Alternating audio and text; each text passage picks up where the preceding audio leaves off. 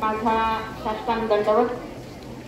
ज्यांनी माझे ज्ञान वाढविले, ज्यांनी माझे जीवन घडविले, शिक्षणाच्या त्या महामेरूंना आई वडील माझे पहिले गुरु। जीवनाचे शिक्षण होते तिथे सुरू, प्राथमिक शिक्षणात केले पदार्पण, गुरूंनी दिले मला मूलभूत शिक्षण। माध्यमिकच्या गुरूंनी सांगितली शिक्षणाची महती, तिथून पुढे घेतली शिक्षणात गती। महाविद्यालयीन गुरूंनी दाखवले नोकरीचे विविध मार्ग, त्यामुळे जीवन बनले एक आनंदायी स्वर्ग। माझ्या सर्व गुरूंना माझे कोटी कोटी प्रणाम। खरं तर गुरुची व्याख्या फार मोठी आहे मुलींनो। बऱ्याचदा असं होतं की आपल्या सर्व कार्यक्रमांचे YouTube चॅनेलला मी अपलोड करत असते आणि नेमकं माझ्या पाठीमागे जे कॅन्डिडेट असतात किंवा शिक्षक त्यांच्या हालचाली बरोबर त्याच्यामध्ये अपलोड होतात। त्यामुळं लक्षात ठेवायचं की एक 2 मिनिटाचा किंवा 3 मिनिटाचा जो व्हिडिओ आहे तो आपल्या शाळेचं प्रेझेंटेशन करत असतो। तर गुरु फार मोठी व्याप्ती असलेलं जगातील हे तत्व आणि गुरूंच्यामुळे आपण असतो। माझ्या या चिमुकल्या सर्वच मुलींनी गुरूंच्या प्रती जी कृतज्ञता व्यक्त केली त्यामुळे मी धन्य झाले। खरं तर गुरूंच्या प्रती असणारा आदर, प्रेम, वात्सल्य आणि श्रद्धा आणि निष्ठा ह्या भावभावनाच आपलं नातं समृद्ध करत असतात। आपण इंग्रजीमध्ये गुरूंना किंवा गुरुजींना शिक्षकांना टीचर म्हणतो। मग टीचरचा लॉंग फॉर्म आपण कसा करतो बघा, टी फॉर टॅक्टफुल। ज्या शिक्षकाकडे सगळ्या क्लुप्त्या आहेत विद्यार्थ्यांना शिकवण्याच्या तो खरा गुरु। जसं एखादा तान्हुलं बाळ लहान रडत असताना आई सगळ्या क्लुप्त्या वापरते त्याला शांत करण्यासाठी, तसं तुमच्या ज्ञानाची तृष्णा भागवण्यासाठी शिक्षकांनी सगळे मार्ग अवलंबले पाहिजे। टॅक्टफुल पाहिजे शिक्षक। दुसरं एन्थुझियास्टिक, ई फॉर TEACHER, मग ई फॉर एन्थुझियास्टिक, वास्तववादी। विद्यार्थ्यांच्या समोर स्पर्धेमध्ये टिकण्यासाठी वास्तव काय आहे आता हे सांगितलं पाहिजे त्यांनी।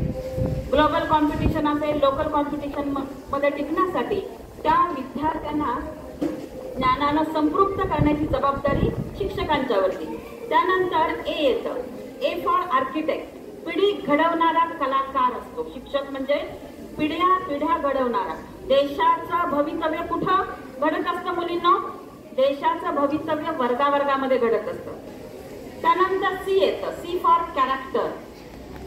If you lost wealth nothing is lost, if you lost health something is lost, and if you lost character all things are lost. म्हणून कॅरेक्टर हे जपायचं असतं आणि सर्व विद्यार्थिनींना एक लक्षात ठेवा की कॅरेक्टर जे आहे ते शील जे आहे आपण जपलं पाहिजे। त्याच्यानंतर येतं H for honest, honesty is the best policy, प्रामाणिकपणा। त्यानंतर ई फॉर ईगर किंवा इमोशनल पाहिजे शिक्षक। का तर संवेदनशीलता आता हरवत चालली आहे सर्व समाजाची। जास्तीत जास्त त्याच्यामध्ये तरुण येतात आणि संवेदनशील मन असणं ही काळाची गरज आहे। आणि त्याच्यानंतर येतं आर फॉर रॅशनल, हरवून नरी। शिक्षक हा हरवून नरी पाहिजे आणि म्हणूनच ज्ञानाच्या प्रकाशाकडे नेणारा, अंधकाराच्या गर्तेतून ज्ञानाच्या प्रकाशाकडे नेणारा हा शिक्षक फार महान आहे। Normal teacher teach the student a lesson for a day, but best teacher teach the student how to learn by creating curiosity, so that student can continue their learning process throughout their life. आम्ही सुद्धा आजही विद्यार्थी दशेत आहोत किंवा विद्यार्थी आहोत। आम्ही तुमच्याकडून शिक्षण घेत असतो। समाजामध्ये जे जे नवीन आहे त्याच्याकडून आम्ही शिक्षण घेत असतो। म्हणून आजही आम्ही विद्यार्थी आहोत आणि ज्ञान घेण्याचं काम करीत आहोत। Knowledge is power in today's world असं म्हटलेलं आहे मुलींनो। ज्ञान हेच सर्व महत्त्वाचं एक शक्तिस्थान असतं, त्यामुळे ज्ञान घ्या। एक महत्त्वाची संकल्पना मला सांगावीशी वाटते, शिक्षक संस्कार करतात समाजावरती। आणि संस्कार कसे असतात? कोमट दुधामध्ये ज्यावेळेला आपण विरजण टाकतो त्याचं दही लागतं, त्या दह्याला घुसळलं की नवनीत किंवा लोणी वितळवलं किंवा गरम केलं की त्याचं तूप तयार होतं। दूध एका दिवसासाठी टिकतं, दही किंवा ताक 2-3 दिवसासाठी टिकतं, तर लोणी असेल तर तूप हे वर्षानुवर्ष टिकतं आणि ते बहुगुणी औषधी असतं।